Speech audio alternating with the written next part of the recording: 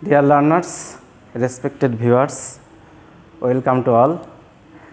This is Sohel Rana, lecturer, Department of English, Alhaj Abdul Haq Chaudhary College, Feni. Today, I have come here to focus a new topic of spoken English. You know that spoken English is a situational language. Today, I would like to focus on a new situation named coffee shop. যে আমরা coffee শপে কিভাবে ইংরেজির ব্যবহার করব সেই বিষয়টা আজকে শিখব।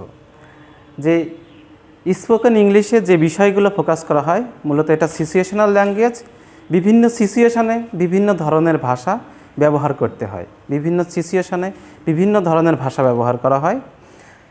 স্পোকেন ল্যাঙ্গুয়েজটাই সিচুয়েশন অনুসারে সেগুলো ব্যবহার করতে হয়। তাহলে আমাদের আজকের টপিক বা আজকের সিচুয়েশন কফি শপ। যে কফি শপে কোন ধরনের শব্দগুলো ব্যবহার করা হয়, আমরা কি কি শব্দগুলো ব্যবহার করব সেই বিষয়গুলো নিয়েই আজকের আলোচনা। সামান্য কিছু শব্দ ব্যবহার করতে হয়, সেই শব্দগুলো নিয়ে কথা বলবো। এছাড়া শেষে কিছু ভোকাবুলারি শেখাবো যেটা কফি শপের সঙ্গে জড়িত। যে আমরা কফি খেতে খেতে কী কথাগুলো বলে থাকি বা কফি আয়োজন করলে কী কথাগুলো আসতে পারে তার কিছু কিছুর সূচনা করেছি। সবগুলো যে ব্যবহার করতে পেরেছি, সবগুলো যে ব্যবহার করা হয়েছে সেটা নয়, আমি কিছু ধারণা দেব। সেই ধারণার উপর ভিত্তি করে তোমরা পরবর্তীগুলো করতে পারবে বা পরবর্তী ভাষাগুলো তোমরা ব্যবহার করতে পারবে। তাহলে আমরা যখনই কফি শপে ব্যবহার করতে যাই তাহলে শব্দগুলো কি ব্যবহার করি বা বাক্যগুলো কি ব্যবহার করি, যে চলো কফি খাই। আমরা ব্যবহার করতে পারি চলো কফি খাই বা চলো কফি শপে যাই। তাহলে কফি খেতে গেলে আগে তো আমাকে কফি শপে যেতে হবে। তাহলে কফি শপে যেতে গেলে কি একটা প্রস্তাব দিতে হয় যে চলো যাই কফি শপে। তাহলে সে ব্যবহারটা কি হতে পারে, let's go to coffee shop, যে চলো কফি শপে যাই। মানে কি, যেখানে কফি তৈরি হয়, কারোর বাড়িতে না, যেখানে কফি তৈরি হয় তেমন একটা দোকানে যেতে বলছি, কফি শপে যেতে বলছি। তাহলে চলো কফি শপে যাই। এখন যখন যেতে বলছি তখন তো একা একা যাচ্ছি না, কারোর সাথে যাচ্ছি, সেখানে কেউ না কেউ থাকছে, কারোর সঙ্গে বলছি। অনেকে চলে আসছে, অনেকে আসছে, কল্লোল আসেনি। সাপোজ আমাদের কোনো এক বন্ধু কল্লোল আসেনি, তাহলে সেটার ইংরেজিটা কী হবে, কল্লোল হ্যাজেন্ট কাম ইয়েট বা কল্লোল হ্যাজেন্ট কাম ইয়েট। এটাই যে হবে শুধু তার না, কল্লোল এখনও পৌঁছায়নি। তাহলে কি, কল্লোল হ্যাজেন্ট রিচড, এখনও আসেনি। এখনের ইংরেজিটা আমরা ইয়েট ব্যবহার করব। যে ইয়েট অর্থে এখনও বা তখনও, এমন শব্দে এমন অর্থে ইয়েট ব্যবহার করব। যে তাহলে কল্লোল আসেনি, কল্লোল হ্যাজেন্ট কাম, কল্লোল আসেনি, কিন্তু বলছি কি কল্লোল এখনও আসেনি। তাহলে ইয়েট শব্দটা ব্যবহার করতে হবে। তবে চাইলে আমরা এই ইয়েট শব্দটা আগেও ব্যবহার করতে পারি, যে ইয়েট কল্লোল হ্যাজেন্ট কাম বা কল্লোল হ্যাজেন্ট কাম ইয়েট, দুইভাবেই ব্যবহার করতে পারি। কল্লোল এখনও আসেনি, যেহেতু আসেনি তাহলে কি ওকে একটা ফোন দিতে হবে, তাই না? বন্ধু যখন থাকে তখন আমরা বলি ওকে একটা ফোন দে বা ওকে একটা ফোন দাও, ওকে একটা ফোন লাগা, যে ওকে একটা ফোন দে বা ওকে একটা ফোন দাও। ফোন দে মানে কি, যে তাকে ফোন কল করতে হবে, মেক ফোন কল। তাহলে এটা হতে পারে কি, make a phone call him, যে তাকে একটা ফোন দাও, তাকে একটা টেলিফোন করতে হবে, ফোনে তাকে খবর দিতে হবে। যেহেতু আসেনি তাকে একটা ফোন দিতে হবে, make a phone call him, যে তাকে একটা ফোন দাও। তাহলে যখন ফোন দিই তখন আমরা কোন শব্দটা ব্যবহার করি, এই তুই কোথায় আছিস বা কোথায় আছো বা আপনি কোথায় আছেন। যখন সিনিয়র তখন কি আপনি, বা আপনির ইংরেজি ইউ হয়, তুই, তুমি, এটাও ইউ হয়, তোমরা, আপনাদের, সবই ইউ। এই শব্দটা আমরা কখন ব্যবহার করি, এই শব্দটা ব্যবহার করি মনোযোগ আকর্ষণের ক্ষেত্রে।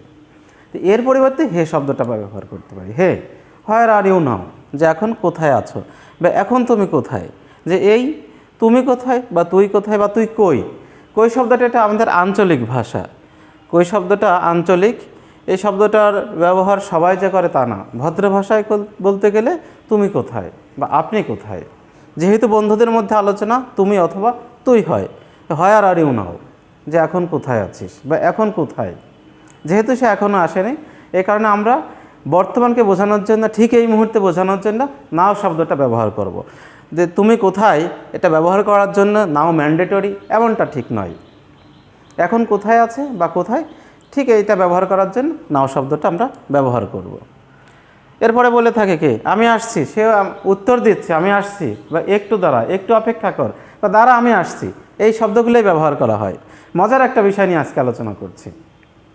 তবে সবাইকে অনুরোধ থাকবে কি শুরু থেকে শেষ পর্যন্ত দেখতে, না হলে বিষয়গুলো শেখা যাবে না। প্রত্যেকটা বিষয়ের মধ্যে কিছু না কিছু শেখার থাকে। আমি আসছি, একটু দাঁড়া বা অপেক্ষা কর, অথবা দাঁড়া আমি আসছি, এই ধরনের শব্দগুলোই ব্যবহার করবে। তাহলে ইংরেজিটা কি হবে? আই অ্যাম কামিং, আমি আসছি, বা কামিং সুন, এই এখনই আসছি। অথবা হতে পারে কি ওয়েট এ বিট, একটু অপেক্ষা কর, দাঁড়া একটু অপেক্ষা কর, বা আমি আসছি একটু অপেক্ষা কর। I am coming wait a bit, আমি আসছি একটু অপেক্ষা কর। তো কল্লোল আসছে, আমাকে অপেক্ষা করতে বলছে বা আমাদেরকে অপেক্ষা করতে বলছে। তাহলে ইংরেজিটা কী হবে? আমি আসছি যেহেতু present continuous, I am coming. অথবা হতে পারে কি শুধু কামিং, শুধু কামিং বললেও হবে, আই অ্যাম কামিং হতে হবে এমনটা না। স্যার আমরা যখন বাংলায় বলি এমনটা কিন্তু বলে না যে আমি আসছি, বলি আসছি, আসছি একটু দেরি হবে, আসছি এখনই। তার মানে কি আমি আসছি, একটু দাঁড়া, অপেক্ষা করো বা অপেক্ষা কর, অথবা দাঁড়া আমি আসছি, শুধু শেষেরটুক হলেও হয়। দাঁড়া আসছি, দাঁড়া মানে কি যে কামিং। এখানে দাঁড়া বলতে স্টপ তা কিন্তু নয়, যে wait, I am coming, wait a bit, আমি আসছি, coming soon, wait a bit. তাহলে এই শব্দগুলো হলো। আচ্ছা, যখন তার আসার সময় হবে বা যখন আসবে, আসার মধ্যেও কফির অর্ডার হতে পারে, আসার পরেও হতে পারে। সে আসলো, সাপোজ সে আসলো, অথবা সে এসে গেছে। এবার আমরা কফির অর্ডার দিচ্ছি। অর্ডার কি? 4 কাপ কফি হবে বা 4 কাপ কফি তৈরি করুন, অথবা 5 কাপ কফি হবে। সংখ্যাটা ফ্যাক্ট না, অর্ডারটা কিভাবে হবে? আমরা দোকানদারকে বলছি যে 4 কাপ কফি হবে, তাহলে কি make 4 cup of coffee, prepare 4 cup of coffee. এখানে হবে বলতে মেক অথবা প্রিপেয়ার যে কোনো একটা ব্যবহার করতে হবে। 1 cup, A cup of, 2 cup, 2 cup of, 3 cup, 4 cup, তারপরে কাপ অফ দিয়ে করতে হবে। তাহলে মেক 4 কাপ অফ কফি বা প্রিপেয়ার 4 কাপ অফ কফি, এটা দোকানদারকে অর্ডার করা হলো। এখন আমরা বন্ধু আছি কয়জন? 4 জন বা 5 জন। সবাই তো চিনি খায় না, কেউ চিনি দিয়ে খায় কফি, কেউ চিনি ছাড়া কফি খায়, কেউ দুধ কফি খায়, কেউ ঠান্ডা কফি খায় আইস কফি, আবার কেউ খায় হট কফি। এখন এদের মধ্যে একজন বললো যে একটা হবে চিনি ছাড়া, তাই না? কেউ একজন বলে উঠলো একটা চিনি ছাড়া হবে, তার মানে কি সুগারলেস, উইদাউট সুগার। তাহলে 1 উইল বি সুগারলেস, অথবা 1 cup will be prepared without sugar. এত দরকার নাই, এত বড় সেন্টেন্স বলার দরকার নাই। 1 উইল বি সুগারলেস, এখানে 1 কাপ ব্যবহার করেছি, 1 কাপ ব্যবহার করা যায়। 1 কাপ, কাপ ব্যবহার করাটা নেসেসারি, ম্যান্ডেটরি ঠিক এমনটা নয়। 1 উইল বি সুগারলেস বা 1 উইদাউট সুগার, একটা চিনি ছাড়া, এটাও এতটুকু ব্যবহার করা যায়। 1 উইদাউট সুগার, একটা চিনি ছাড়া, বা 1 কাপ উইল বি সুগারলেস বা 1 উইল বি সুগারলেস, যে কোনোটা আমরা ব্যবহার করতে পারি। আমি সবগুলো ব্যবহার দেখিয়েছি। 1 উইল বি সুগারলেস বা 1 কাপ উইল বি সুগারলেস বা উইদাউট সুগার, সেটাও ব্যবহার করা যায়। আরও সংক্ষেপে ব্যবহার করা হয় 1 উইদাউট সুগার, একটা চিনি ছাড়া, 1 সুগারলেস, সেটাও ব্যবহার করা যায়। সেটা আমাদের সিচুয়েশন, আমি আগেই বলেছি স্পোকেন ল্যাঙ্গুয়েজটা সিচুয়েশনাল ল্যাঙ্গুয়েজ, সিচুয়েশন বুঝে কথা বলতে হবে। আচ্ছা, সবগুলো যে চিনি ছাড়া হবে এমনটা তো না, চিনি একটাতে বেশিও হতে পারে। আমি চিনি বেশি খাই বা আরেকজন বেশি খায়, তা বললাম কি একটাতে 1 চামচ চিনি বেশি হবে। দোকানদার পরিমাণ মতো চিনি দেবে, কিন্তু এর একটা হলো সুগারলেস, যে চিনি ছাড়া, আবার আর একটা বললে হোক কি যে একটা চিনি বেশি হবে, 1 চামচ চিনি বেশি হবে। Add a spoonful sugar extra with another cup, তার মানে কি একটা চিনি বেশি হবে, কি এক্সট্রা লাগবে, যে চিনি দেবে তার থেকে একটু বেশি হবে। এখানে আরেকটি ইংরেজি শিখিয়ে নিই। 1 চামচ, এ স্পুনফুল, 2 চামচ, 2 স্পুনফুল। স্পুন অর্থ চামচ, 1 চামচ চিনি অনেকে বলে স্পুন সুগার বা স্পুন অফ সুগার, আসলে স্পুন অফ সুগার না, স্পুন অফ সুগার তো চিনির চামচ। এখানে বলা হচ্ছে 1 চামচ চিনি, অর্থাৎ স্পুনটা পরিপূর্ণ আছে সুগারে। স্পুনফুল, যে শব্দটা ব্যবহার করতে হবে স্পুনফুল, 1 চামচ চিনি, এ স্পুনফুল সুগার, 2 চামচ চিনি, 2 স্পুনফুল সুগার। তাহলে যে শব্দটা ব্যবহার করতে হবে স্পুনফুল, ফুল শব্দটা অনেকে ব্যবহার করে না বা জানে না। Add a spoonful sugar extra, যে 1 চামচ বেশি হবে উইথ আনাদার কাপ, অন্য আর একটা কাপে। তার মানে কি একটা চিনি বেশি হবে, একটা চিনি ছাড়া হবে। অর্ডার ঠিক এইভাবে দেওয়া হচ্ছে যে add a spoonful sugar extra with another cup.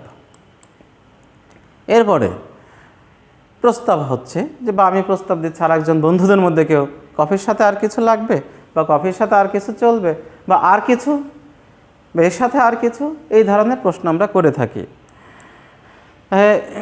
Do you need anything with coffee, যে কফির সাথে আর কিছু লাগবে, এই ধরনের সেন্টেন্স আমরা কীভাবে করব?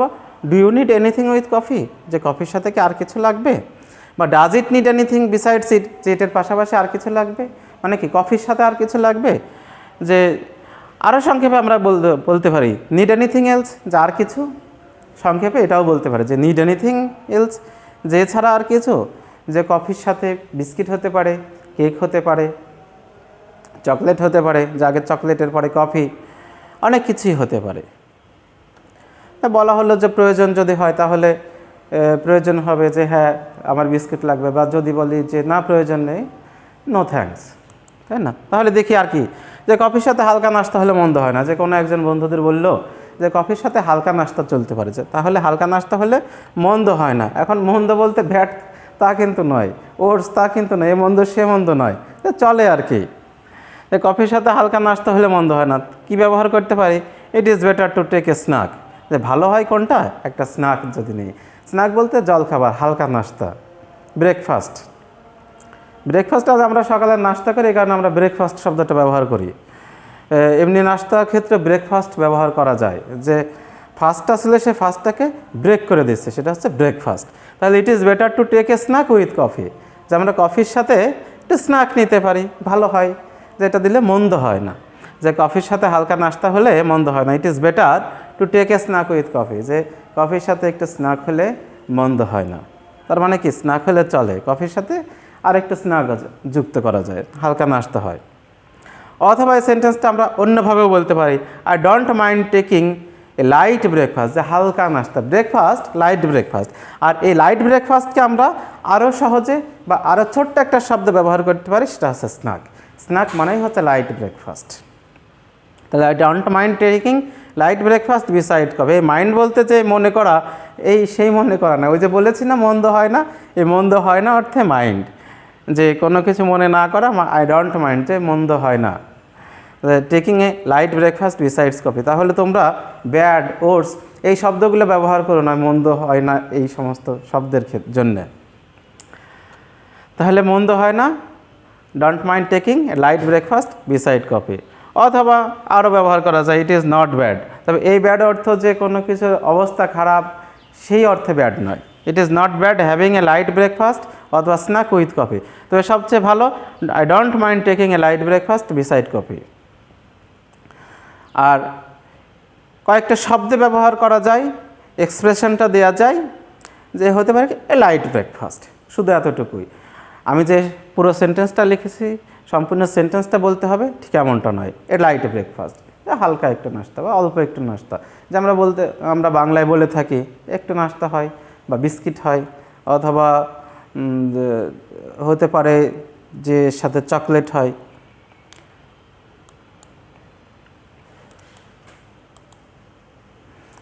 এরপরে বলা হতে পারে যে বিস্কিট হলে আমার চলবে, অথবা আমি বিস্কিট খাবো।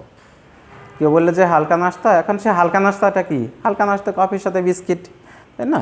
এখন সে বিস্কিটটাকে biscuit is enough for me, যে আমার জন্য বিস্কিট এনাফ, অথবা I will take only biscuit, যে আমি বিস্কিট খাবো। এখন এই খাওয়া অর্থে ইট ব্যবহার না করাটাই ভালো। ভাত খাওয়া, মাছ খাওয়া, মাংস খাওয়া সেক্ষেত্রে ইট হয়, মানে হালকা কোনো কিছু খাওয়া সেক্ষেত্রে টেক ব্যবহার করা ভালো। তাহলে খাওয়ার আর একটা ইংরেজি হলো টেক। যেমন ওষুধ খাওয়া, টেক মেডিসিন। এখন ওষুধ তো আর কেউ পেট পুড়ে খায় না, হালকা কোনো কিছু খাওয়া, আর ওষুধ খাওয়ার ক্ষেত্রে এমনিতে টেক মেডিসিন, যে ওষুধ খাওয়া। আর হালকা কোনো কিছু খাওয়া সেটাও হবে টেক, যে টেক বিস্কিট, যে বিস্কিট খাওয়া। তাহলে I only take only biscuit, I only take biscuit, বা I will take only biscuit. Only শব্দটা আগে ব্যবহার করা যায়, পরে ব্যবহার করা যায়, এভাবে করতে পারি। I will take only biscuit বা I will only take biscuit, সবভাবেই ব্যবহার করতে পারি। বা কেউ চাইলে অনলি শব্দটা সবার আগেও নিতে পারি, only I will take biscuit, অথবা অনলি সবার শেষেও রাখতে পারি, I will take biscuit only.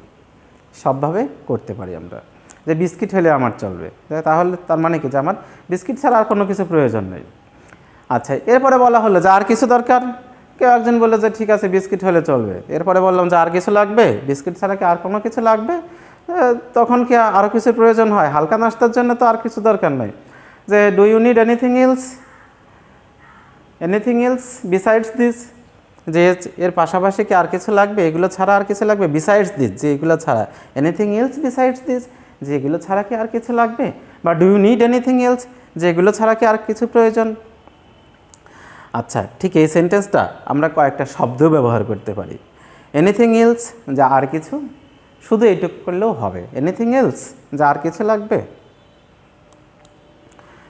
বলতে পারি যে না আর কিছু লাগবে না। তাহলে কফির সাথে বিস্কিট গেল, বিস্কিট ছাড়া কি আর কিছু লাগবে, আর কিছু লাগবে না, নো থ্যাঙ্কস দিলেই হবে।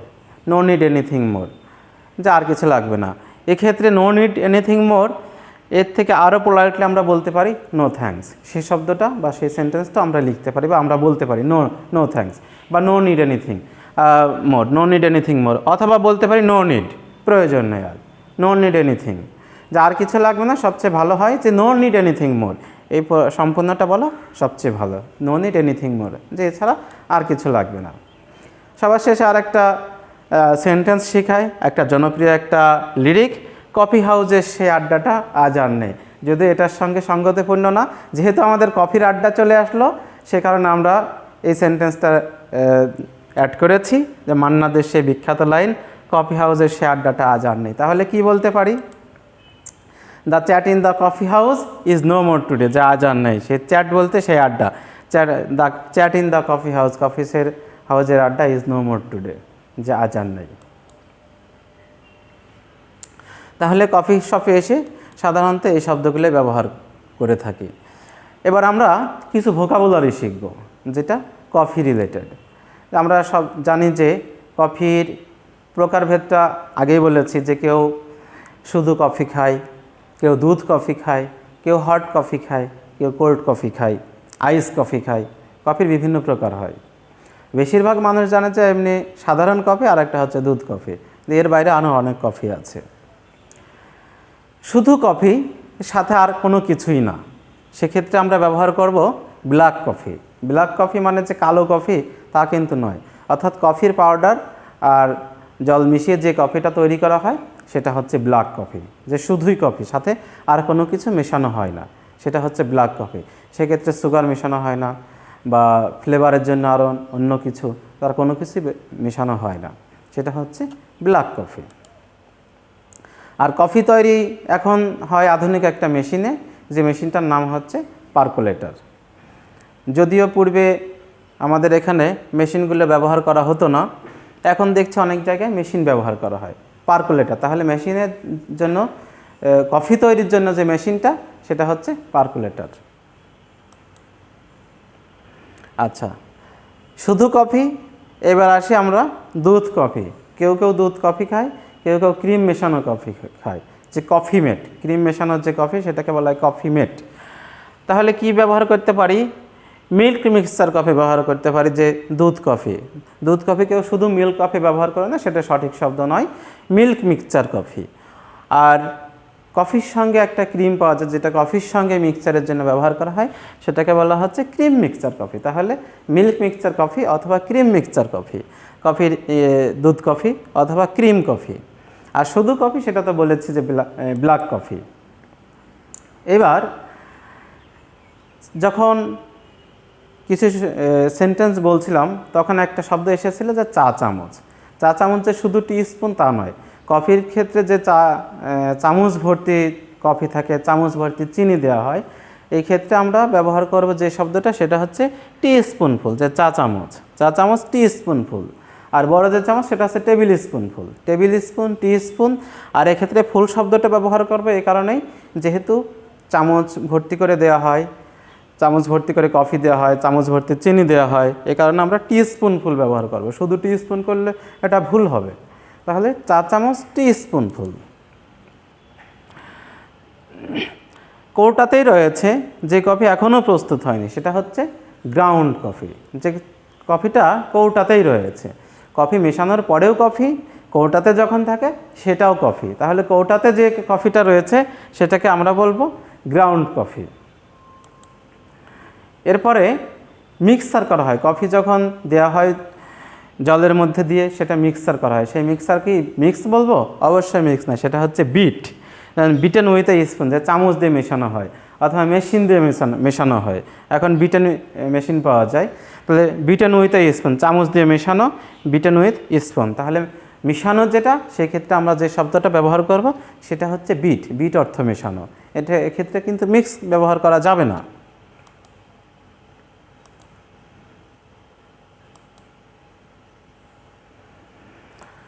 আচ্ছা, এবার আসি কফি বার, যেখানে কফি পান করা হয়, হালকা পানীয় পরিবেশন করা হয়, যে ছোট পানশালা। ছোট পানশালা বলতে যেখানে শুধু কফি অথবা হালকা পানীয় পাওয়া যায়, 7 আপ, কোকাকোলা এই জাতীয় পানি পাওয়া যায় কফির পাশাপাশি, বা বিস্কিট পাওয়া যায়, ভারী কোনো কিছু পাওয়া যায় না, হালকা কোনো কিছু, সেটা হচ্ছে কফি বার।